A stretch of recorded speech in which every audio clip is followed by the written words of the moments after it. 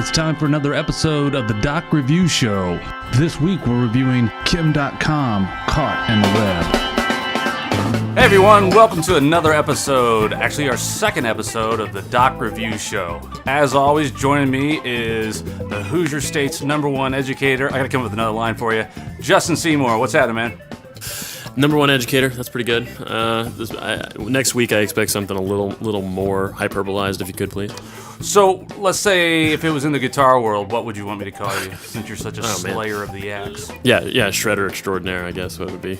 Okay, okay. Shredder extraordinaire, that's the, that's it, there we go. Wow. All right, cool, well, thanks for having me back on, man.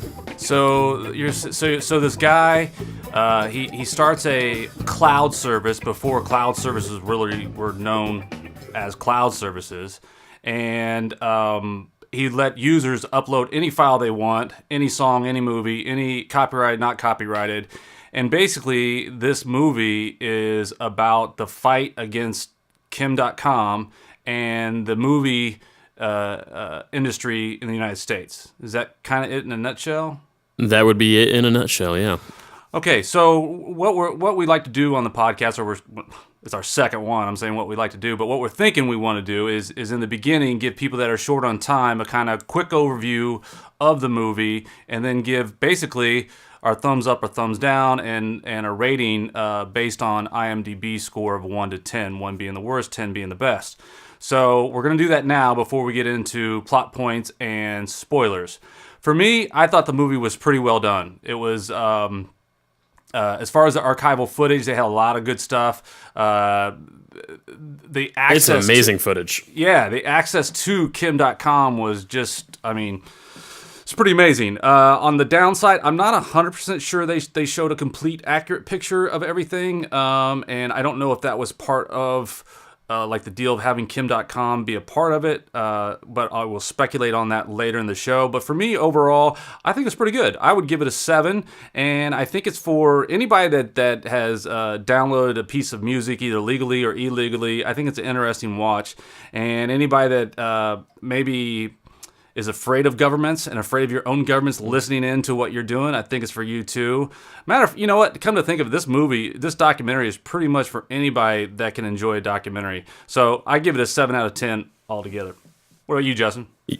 Yeah, no, I agree. I would actually give it. I'm not as much of an expert on documentaries and filmmaking as you are, obviously. But I thought I enjoyed it immensely, and I agree with you completely that it's for just about anyone that will enjoy documentaries, because even if you're not so interested in the governmental side that it talks about, copyright and even music in general, what you would probably be interested in is to see how this guy goes on to live based on the millions and millions of dollars he makes off of this. And it's pretty amazing, like his sprawling mansion and like all the cars that he gets and his little lifestyle he lives based on this. So I think a lot of people would even be interested in just seeing that from this computer nerd who built this site.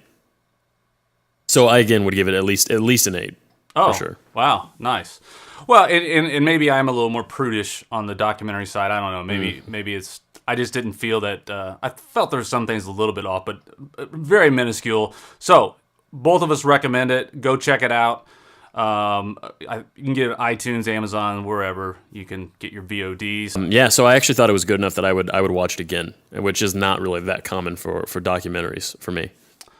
Yeah, no, I probably wouldn't watch it again unless I found. No, I wouldn't watch it again. Coming away from this movie, man, what did you think about Dotcom as a person? Did you like him? Right, as a person, man, that's such a hard thing to say. Like, from his person, he seems like, honestly, like a guy that I might like, but at the same time, it seems like in the beginning of the film, it talks about how he kind of has this facade, like this fake thing about him. Like the cars and that he buys and all the people he was trying to associate himself with in the beginning. To me, that comes off weird, but there's something about him that seems maybe not likable, but kind of innocent, But I think that may be the way the film portrays him, and maybe is not the reality. Yeah, so my issue kind of with the film, and again, I still think this is definitely something you want to watch, but it seems like it's a little too they had a little too much access to Kim.com for it to be completely unbiased. And Kim.com, although he can put on, to me, it was kind of a facade of being the nice guy. I think it's a very, very ego-driven guy. It's probably somebody that didn't have many friends when he was young, and as he got older and he got money, he was able to have friends, to have parties and all that, and his ego just blows up. Because if you think about the reason they have good archival footage is because somebody said, hey, we need to film him all the time. So when the business was running, they were making sure they were getting pictures of him in his cars, pictures of him on the helicopter. You know what I'm saying? Yep, I totally agree with you 100%, and that's why this film makes you feel kind of weird, because it kind of presents him in this more innocent way, I think. Right. Which makes you want to like him, but when you actually look at the actions he's doing, you're he does seem like egotistical if you would know him in real life, probably. Yeah, and of course somebody like him is going to say, I'm speculating they might say, well, I got to put on a show to attract, interest and things like that, and I just don't buy that. So this guy is very much in the Trump category. Everything that he would build, or any corporations or business he would start, would either have Mega or Kim in it. So, and that to me is just a sign of a narcissist. Right. Yeah, so they kind of come off like he's young and innocent. But the man did do, he did insider trading. He was selling phone cards, stolen phone cards. And the other thing is when he would get charged somewhere, he would move to another country. So he was always avoiding arrest. And that to me, that says something about your character too, that especially something low level, like it just tells you something about the man if he's going to be leaving every time there's trouble that comes up, I think. Yeah, I think there's no question that he's a guy with character flaws. I don't think there's really much of a question there, but that's not so interesting to me in this film as some of the legal and ethical implications that the film presents in terms of copyright, but also in the end talking about the government surveillance that he was subjected to by the governments of New Zealand and the FBI. Well, yeah, let's talk about it. I agree with you that. You know what? You're right. Maybe I was a little bit hard on him. I think he does have stronger character flaws than maybe you or I. But does it build up to being evil? Probably not. He's probably mostly just narcissistic and trying to make some money. Yeah, trying to make some money and not really caring who gets in the way. Was that fair? Well, yeah. Let's talk about that in the first place. How he builds the business Megaupload. I think that's extremely interesting. Yeah. So in the film, maybe this is a lie on his part to make himself sound a little better, but he says that Megaupload gets started as a company because he took some videos, I think when he went on vacation or something like that, he says, and then he tried to email the videos to some of his friends, but he couldn't because the files were too big and the emails could not be sent with that, right? So he's like, well, why don't I just build a website where I can upload the files and then I can just send the link, which I think is the way every good business starts, right? Someone scratching their own itch. Yeah. Find a problem and solve that problem. Right, and that's something that has blown up on the internet since the time he created that. I mean, there's been a million of these file sharing sites that have come to be both legitimate and non-legitimate. Like Dropbox is a great example of a very legitimate use, I think, of that kind of technology. So he builds this company to scratch his own itch, and then this is where the ethical implications come in that I think are quite interesting. So he builds a site, and ultimately people start to use the site, and the users, they even have a privacy statement saying you cannot do copyright infringement. But the question is the website responsible for the actions of its users, which they in turn are doing the illegal activities by uploading copyrighted materials to share with other individuals? And I think that is such a hard legal question. And in some sense, I think Kim is right saying that it's not our responsibility what our users do on our site, at least to that extent. Now, there's also the other question of, the movies and books and music being uploaded and shared is one thing, because that's hurting an industry, no question. But then the next question is, what if you build a site like he ends up doing later on in the film called, I think, just Mega, where you can upload materials that are encrypted and cannot be accessed by anyone or seen by anyone unless that individual wants them to be seen? That then leads to potential opportunities for terrorists and groups like that to send materials back and forth to each other without any kind of surveillance. And that is dangerous. Well, yeah, I mean, there's all kinds of ways that terrorists can send messages back and forth. And, the dark web, going on there, you can definitely become anonymous and send stuff back and forth. So I don't think one platform on itself is necessarily evil, I guess. Right. So, well, let me ask you this. Do you think that Megaupload should have been responsible for the actions of its users and should have faced criminal prosecution like the United States government tries to do to them? Well, so I think that, first of all, Kim.com acts like he's innocent in some of this. And I think they knew damn well what people were doing.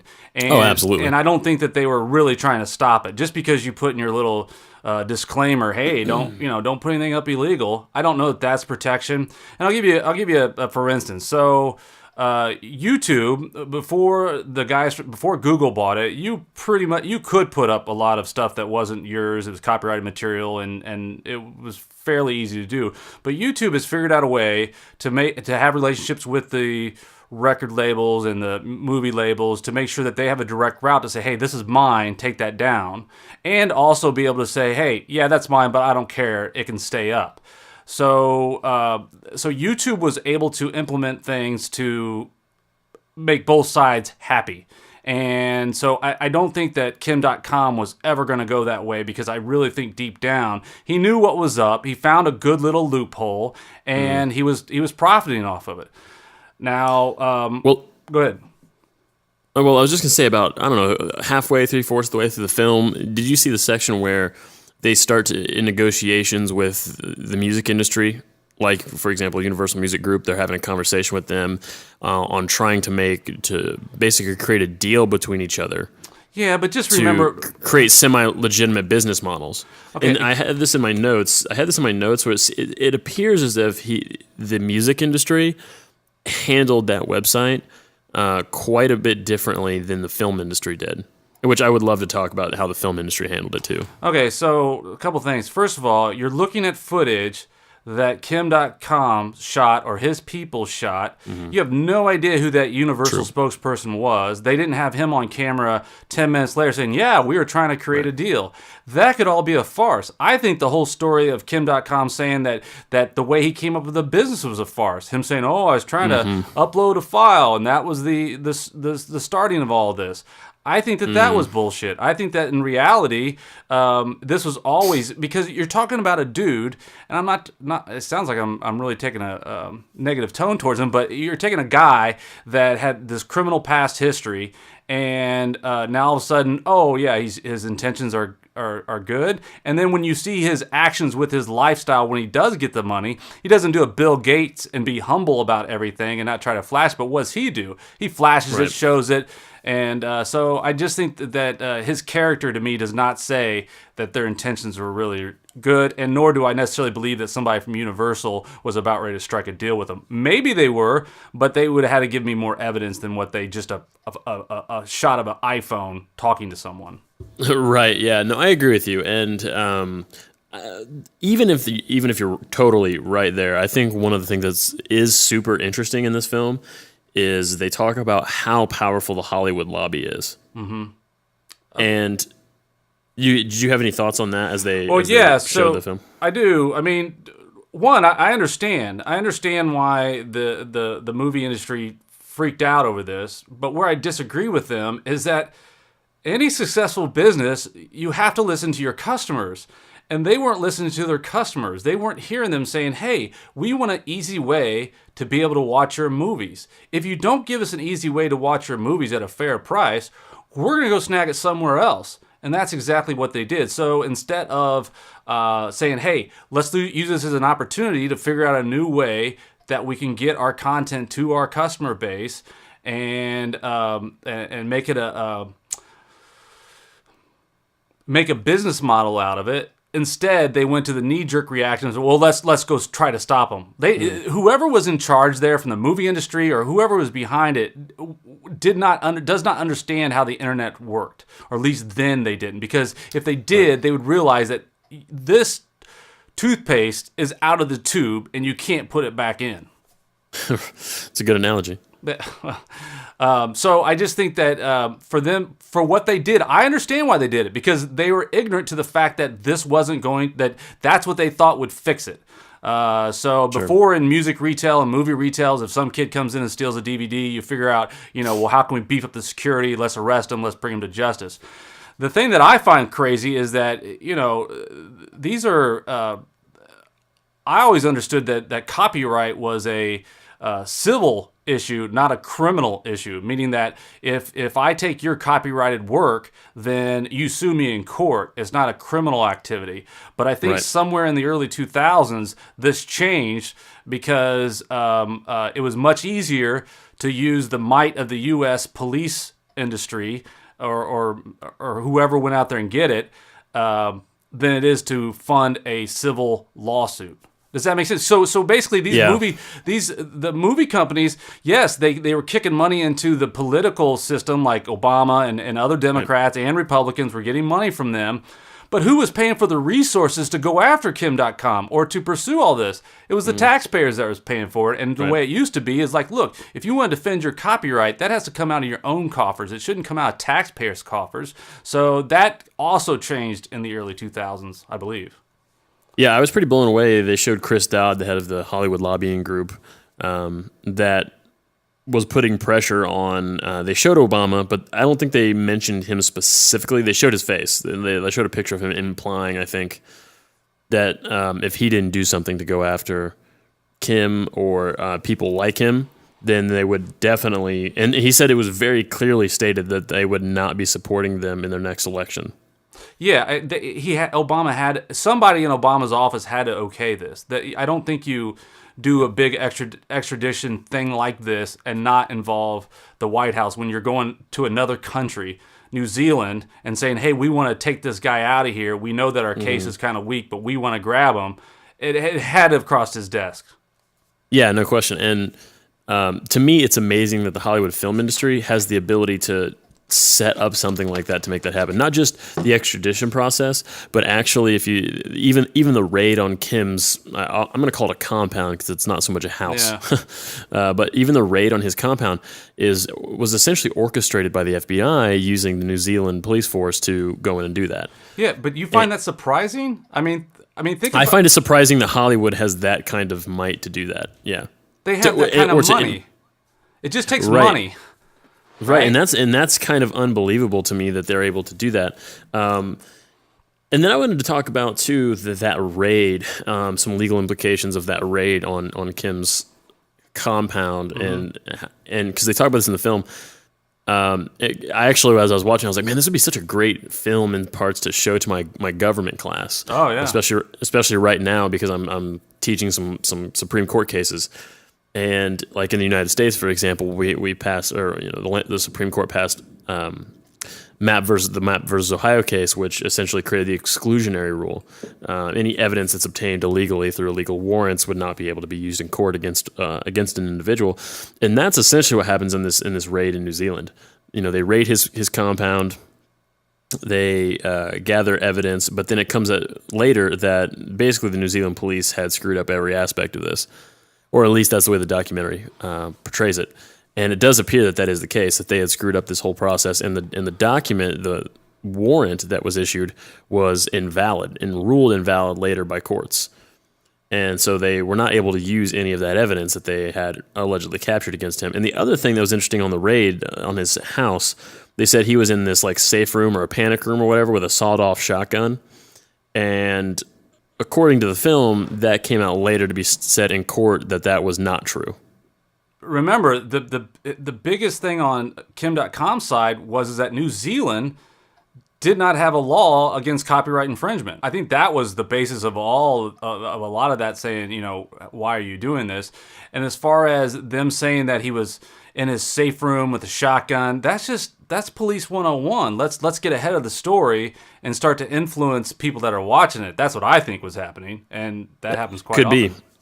Right, that very well could be. And I had a point here that I thought was interesting, but this comes down to a question of how important is entertainment to Americans. And as a teacher, I've said this so many times, because we see our kids come in every day and they don't care about learning at all. They don't care about education. And so I've thought about it many times. I'm like, what is the overriding value for Americans? What is the value that we care the most about? What is it that we like so much? It's obviously not becoming educated, because I can tell you that as a teacher. And I've thought many times, and I've always come back to the same answer, and it's entertainment. Americans love being entertained. And the entertainment industry is so important to the United States, not just in terms of money and size and influence, but I think also in terms of our values. They can actually get the United States military to use force and its intelligence agencies to use force against someone that is hurting that industry. To me, that's pretty amazing. I agree with you that the entertainment industry is definitely huge in the United States, and it's mostly that way because we utilize it as a distraction against our chores that we really need to be doing. So, and as far as being able to use the military, I think if you put enough money and I don't want to be all negative U.S. government, but if you put enough money out there, I think we all know that politicians usually react and help you out if you give them enough money, and I think that's what Hollywood did.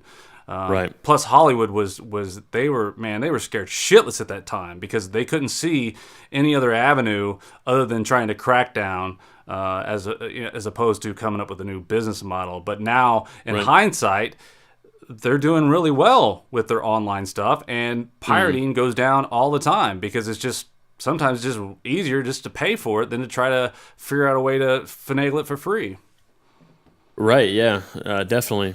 There was another interesting thought that I had as watching this film, that this film actually taught me something that I wasn't aware of. And this was I guess what they called Five Eyes, the Five Eyes security apparatus. Would you call it an organization? Yeah. Because I don't think they necessarily, do they work together? I don't know that they work together, but essentially Five Eyes, the way they describe it in the film, is these 5 national security agencies, one of them literally being like the NSA of the United States. Then there's, I'm sure Britain's security agency and several other ones, and they spread over the globe. And essentially they say these are the 5 security agencies that spy on the world. Yeah, and they cover the whole world. Yeah, to me that was pretty interesting, and I had never really realized that before, and it makes me wonder how much they share information and things of that nature. You mean back and forth?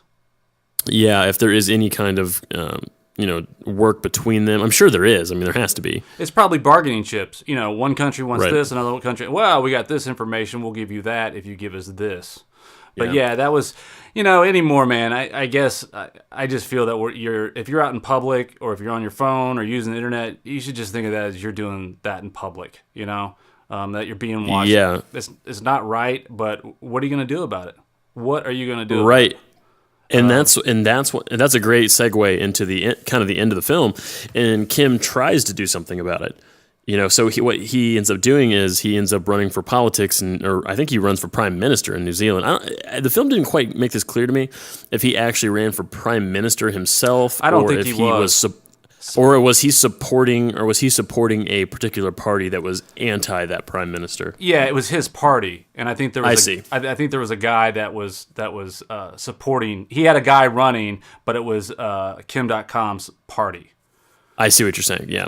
Before we, so I don't know if Justin, if you remember this or not, but I remember Megauploads.com, and what would typically happen is, let's say that you're like, oh wow, I really want this new album by Metallica, but it's not out yet. But over here it says there's a download link. Well, sorry James, I want to hear this album, so I'm gonna go download it. And then you click on it, and then it'd be like, hey, this is on Megaupload. You can wait for it. That'll take 4 days. Or you can speed up the process and pay $9.95 and have it in 10 seconds. So me being a tightwad, I never paid for it. I waited the 4 days. Right. But many people would just pay for it, and because not only would it be just the new Metallica album, but I believe there was a lot of porn. There was all kinds of movies, new and old. There would be books. There'd be just all kinds of goodies on there, and a lot of those files would get big. And back then, the internet wasn't as fast everywhere, so to pay $10 or $20 a month made sense because it was cheaper than buying a movie. That's pretty much how I remember it. Do you remember it? Well, I never used it. Well, sorry, it wasn't. Oh, you're too young. I might have been too young at the time. I mean, I remember LimeWire basically giving my computer AIDS just to get a song. Oh my gosh, yeah. Well, actually, and this was the birthing of torrents. So I can remember at the same time when torrents started. Wait a minute, was LimeWire torrents? Yeah, that was torrents. I think so. Yeah. So the reason torrents existed, kinda, I believe, was because of places like Mega, because it's being housed on their servers. So all this copyrighted material was actually on their servers. Whereas now, if you do a illegal torrent or if you do some type of torrent downloading, it's on everybody's kind of and nobody's at the same time, but it's definitely not on a company's.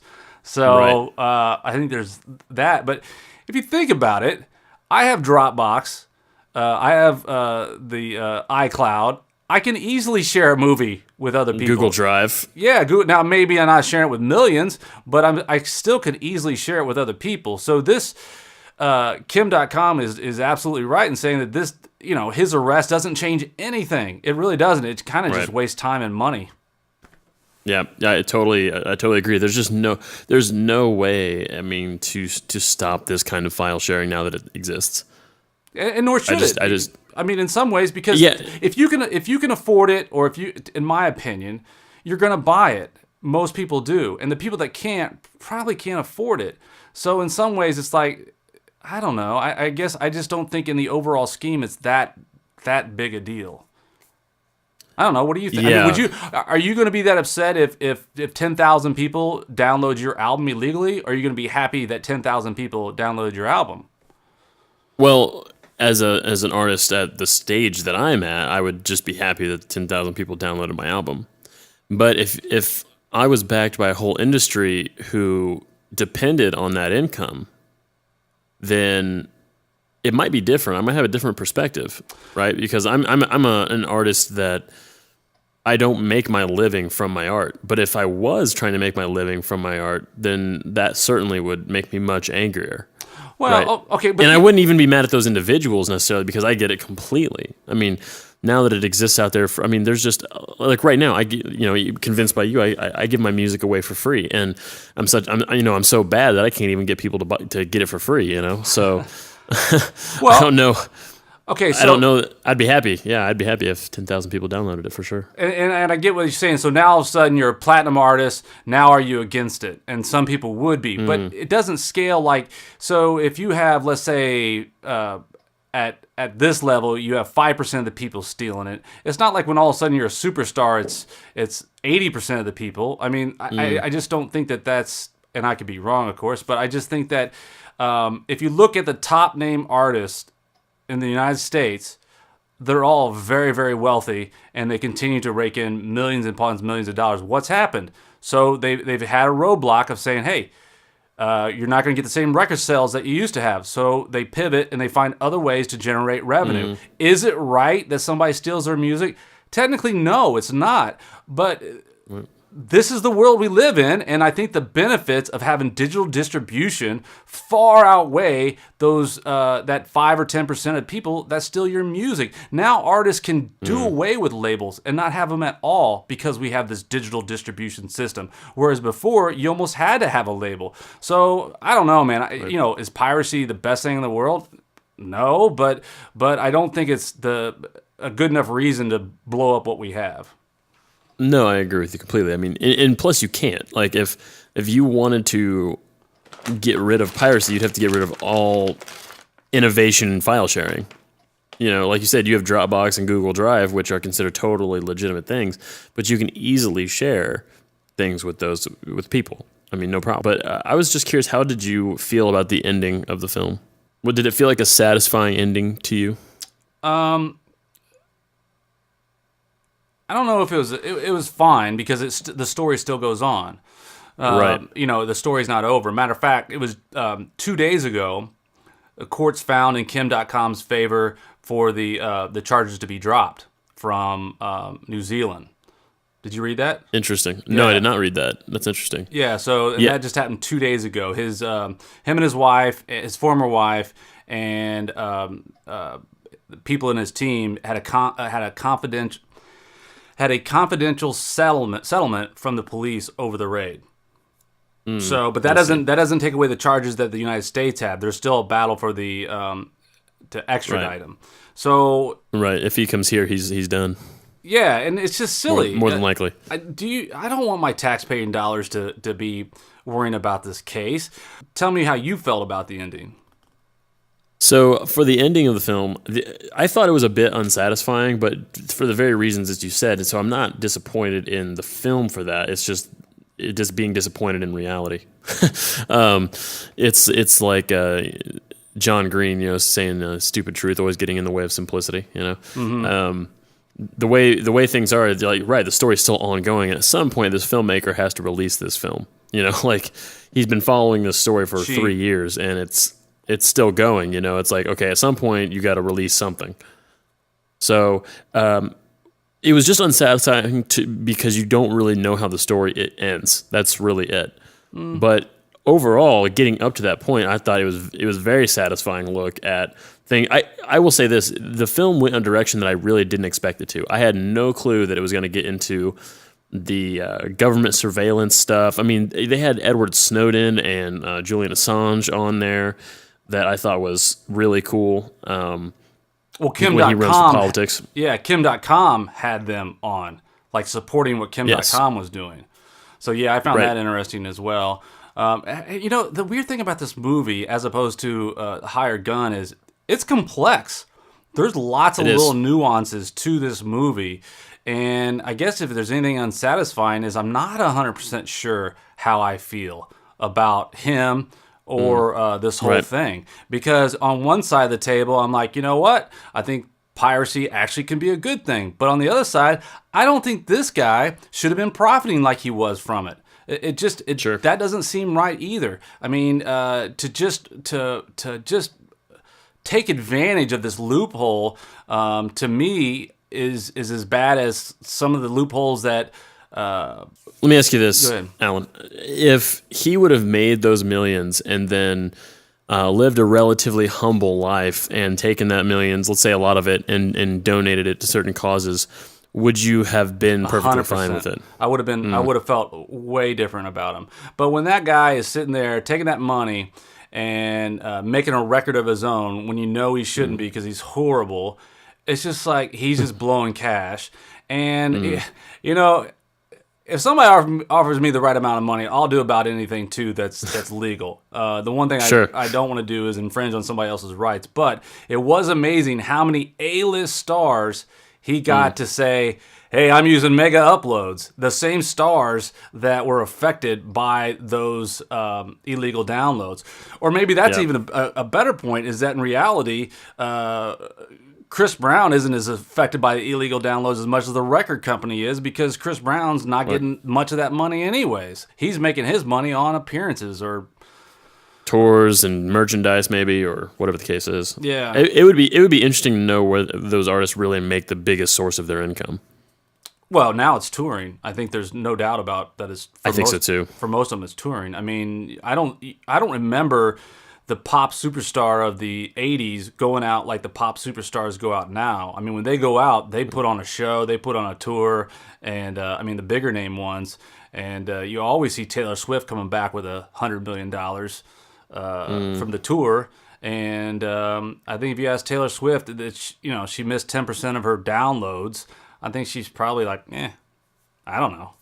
That's hurting the label, not me. Yeah, but it also makes you wonder, why do some of these big name stars even use labels at all? They could hire. Look at Macklemore. He doesn't. Oh, he doesn't. I don't know. He like Ben Macklemore, the rapper. I mean, he got huge and he maintained independence away from a label. It was a big thing for his career. And he's definitely. And there's some other rappers too. I can't remember the other rapper who is also independent. He's grown a huge fan base, and so some mainstream artists are starting to stay away from labels and trying to grow own audience on their own but they are getting distributed. So like Macklemore, for example, he's not signed, but I think Universal distributes his material. So he'll strike these distribution deals, but it's not a label deal.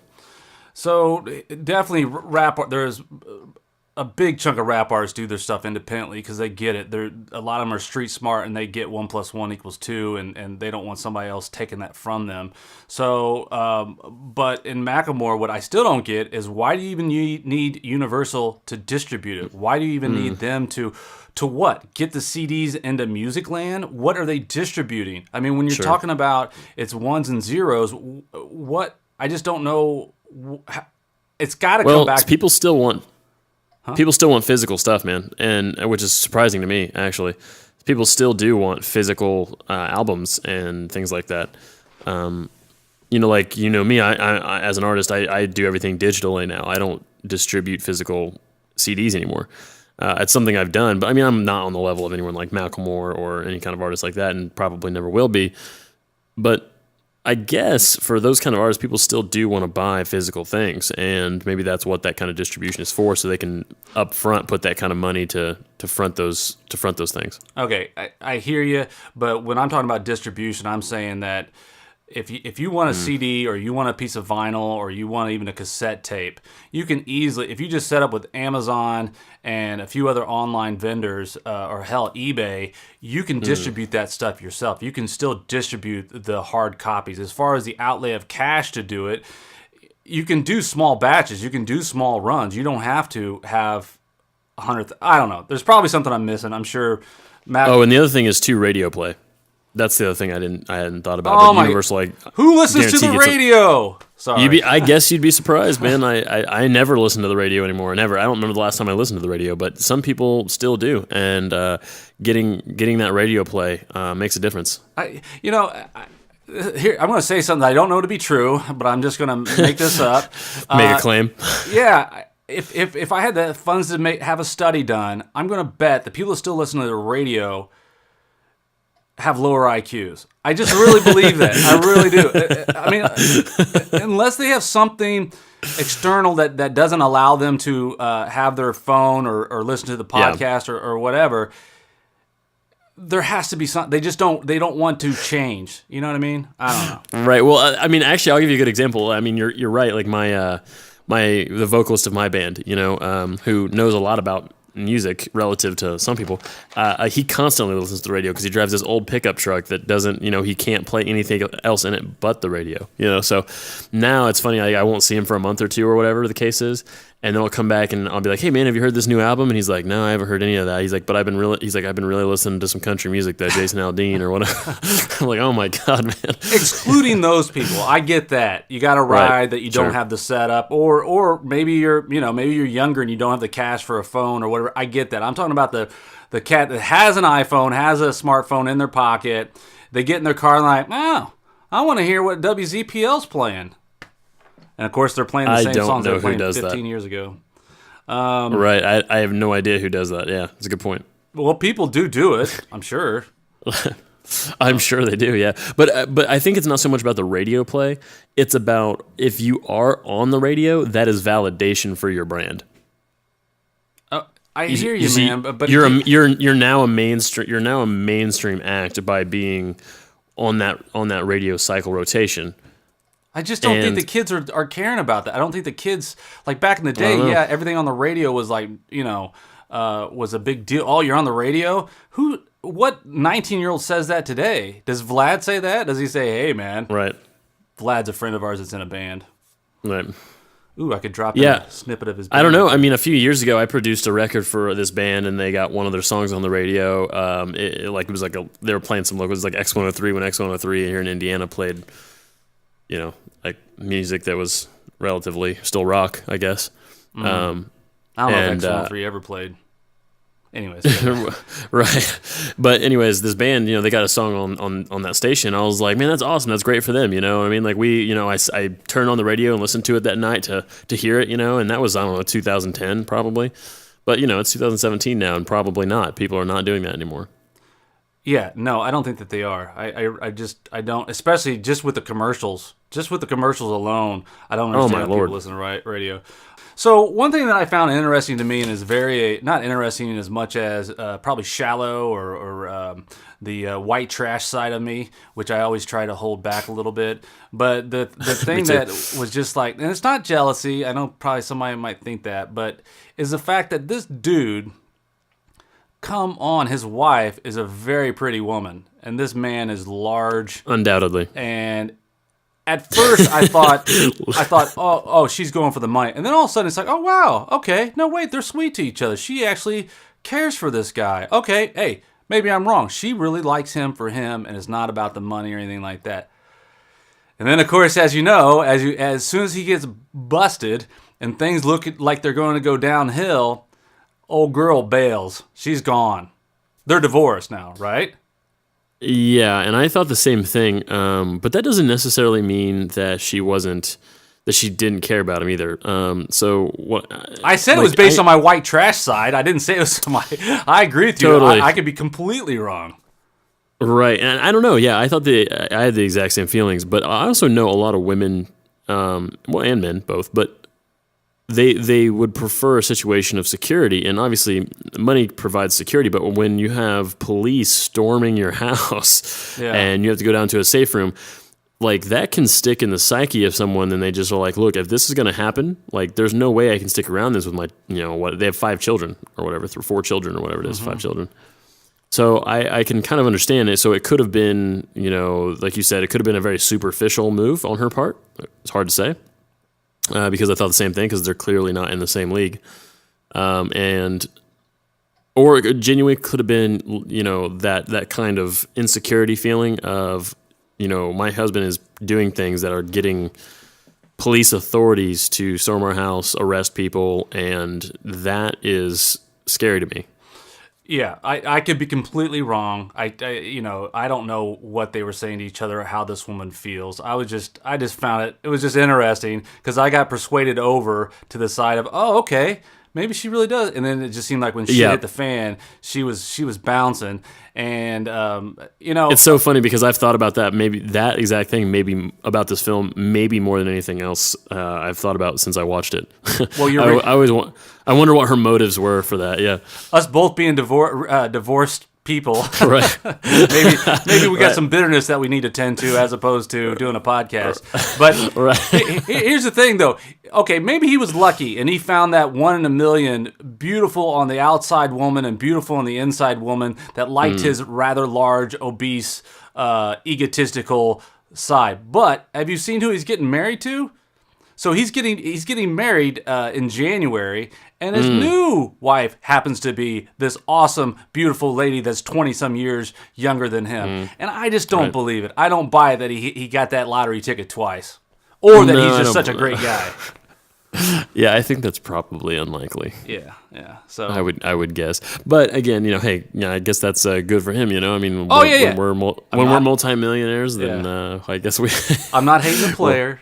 I just thought that was I don't know what I thought. That's why I preface it with my white trash side because it's definitely not intellectual speaking, and it's a little redneck of me to even talk about it. All right, so right, but I thought about it as well. So I think we're both from semi-redneck backgrounds. That's okay. You started to back up yet. I think anyone would. I think most females would watch this and be like, girl, why are you with him? And then they'd be like, oh, yeah, because he's got the security, got the money. Okay, that makes sense. I don't think it's just us thinking that. Probably not. Yeah, so anyways. But, hey, again, the thing that bugged me about that dude the most was just his unbelievable ego. Yeah, same. All right, so overall, I think that that was a great film. You should watch it. Justin, as I said last week, we half-assed another episode, which is good. We're moving forward. So we've done a full ass now. That's good. Oh, you're right. We've done a full... Okay. 2 episodes. Cool. Yeah. No, that's good. Where can people find you if they want to hunt you down and find you? Okay, well, if they want to find me, I'm in the woods. No, they can find me on Facebook, Justin Seymour, Facebook. I'm an artist, so you can find any of my music projects like Bodie Music or The Room Color Charlatan, and I'm sure you can hunt me down through those channels. I don't do the Twitter thing. So Facebook is your best bet if you want to find me and have a conversation. So if you just go to alanseaberry.com, that's me. Or I think if it's Alan C. Berry on YouTube. Yes, there's an Alan Berry out there somewhere that got all the URLs before I got it, so I have to throw in the C. I just created my first, personal Gmail that wasn't related to anything.